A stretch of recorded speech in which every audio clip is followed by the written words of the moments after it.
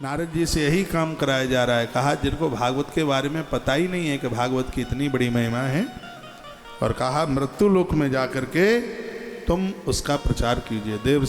देवर्षि नारद जी ने अपने पिताजी के चरणों में वंदन किया, प्रणाम किया और सीधे मृत्यु लोक चल करके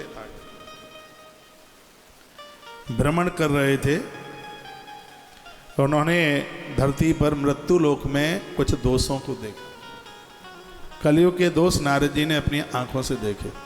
क्या क्या दोष हैं? सत्यम नास्ति तपा शौचम दया दानम न विद्यते उदरम मरिडो जीवा वराका कूट भाषिण।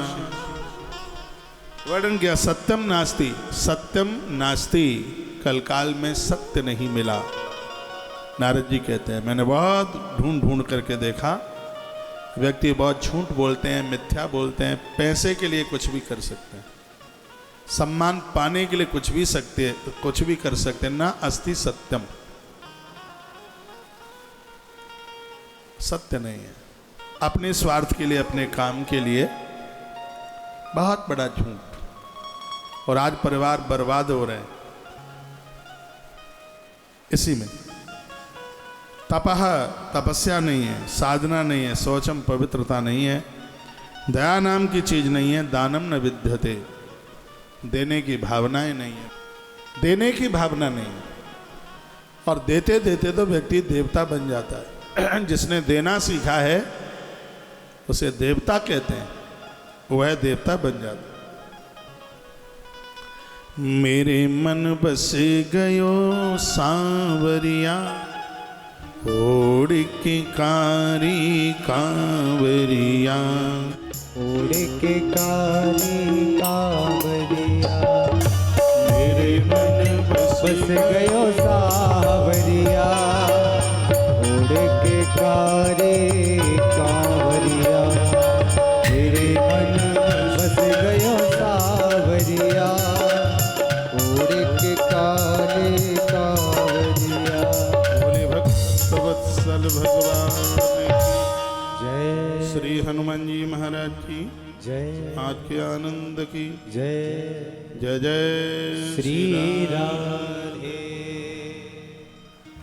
ऐसे देहरादून में हम बैठे हैं। मुझे कोई बता रहे थे, अभी मैं सुखताल में आया था, कि पूरे भारत का एक पहला ऐसा शहर देहरादून बन गया है।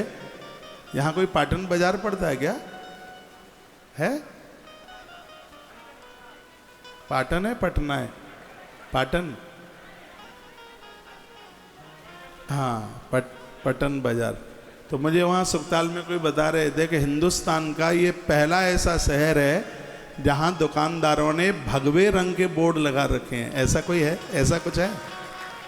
पूरे भारत का यह पहला शहर है जिसमें प्रवेश करते ही यह लगता है कि हम हिंदुत्व की नगरी में चल करके आ गए हैं।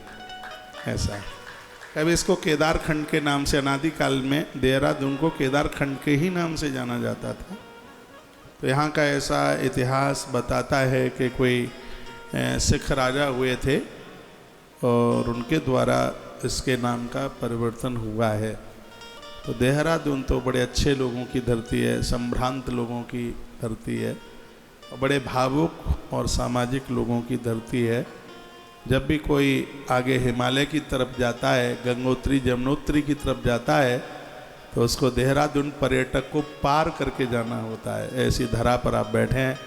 वैसे भी कहा जाता है कि पहाड़ों के ऊपर किया गया सत्कर्म वैसे भी करोड़ गुना फलदायी हो जाता है। तो ये पहाड़ों की नगरी है, पहाड़ों पर ही हम बैठे हैं। बाहर लोग बड़ा आनंद ले रहे हैं इस कथा को सुनने में, बड़ी वो अपनी दिलचस्पी दिखा रहे हैं। आज अभी पहला दिन है, जैसे जैसे दिन बढ़ते जाएंगे आनंद होता जाएगा। आइए, नारद जी कहते हैं कि मैंने इस धरती पर जो कलयुग के दोषों को देखा वो ये था, तरुणी प्रभुता गे हैं श्याल को बुद्धिदायी कर, कन्या विक्रेडो लोभा दंपति नाम च कल्पना। कलयुग में बूढ़ी माताओं की घर में बिल्कुल नहीं चलेगी, युवा स्त्रियों की घर में चलेगी, और वो तो हो ही रहा है। बूढ़े माताओं को कौन पूछता है कलयुग में। अभी तो शुरुआत है, आगे आप देखिए। हाँ, युवा नारी के मारे तो ये मर्द लोग नाचते रहेंगे, ठुमका लगाते रहेंगे। युवा लिखा है ना, तरुणी प्रभुता गे है। घर में साम्राज्य युवा नारी का होगा, वो वृद्ध नारी की घर में बिल्कुल चलेगी नहीं। तो मेरी बहनें खुश ना हों ज़्यादा, क्योंकि बूढ़ा आपको भी होना पड़ेगा आने वाले समय में। तरुणी प्रभुता गे है सियाल को बुद्धिदायका। बुद्धि के परामर्शदाता अपना भाई नहीं, घर वाली का भाई होगा। बुद्धि का परामर्शदाता और अच्छी बुद्धि दे तो हमारे शिवम की तरह वो तो ज़्यादा बढ़िया है, बढ़िया सा। हाँ, वो ज़्यादा ठीक है, अच्छी कुछ तो ठीक है, तो बढ़िया है। कन्या विक्रणु लोभा दंपति नाम चकलकनम। और यह है कलयुग का बहुत बड़ा दोष होगा। कलयुग में बेटियां पैसा कमाएंगी और माता पिता का पेट भरेंगी। बेटियों का माता पिता तब खा सकते हैं जब कोई इतनी घटनाएं घट जाती हैं, फिर दोष नहीं है उस समय। जैसे बेटी है बेटा नहीं है तो खा सकते हैं, ये तो शास्त्रों में लिखी गई बात है। बेटी को कोई तकलीफ है और वहाँ उसके यहाँ रहना पड़ता है तो खा सकते हैं, या बेटों ने दूर कर दिया है तब बेटी के यहाँ रह करके और वह अपना समय ठीक से निकाल सकते हैं। या बेटी को कहीं कोई स्पष्ट है वर्णन है, संत कहते हैं कि बेटी को कोई संतान को जन्म देना है तो उस समय उसकी माँ उसके पास रह करके, और उस समय बेटी के यहाँ का कुछ खाने में उसको दोष नहीं लगता। और एक बात और मैं कह दूँ बड़ा मुस्कुरा करके, बेटी के यहाँ कोई धार्मिक कोई यज्ञ हो रहा है तो प्रसाद के रूप में उसे लेकर के कोई भी दोष नहीं है। दोष लगे तो सगरे पाप मेरे और पुण्य तुम्हारे। प्रसाद समझ करके उसको लिया जावे तो फिर मैया कोई दोष नहीं है।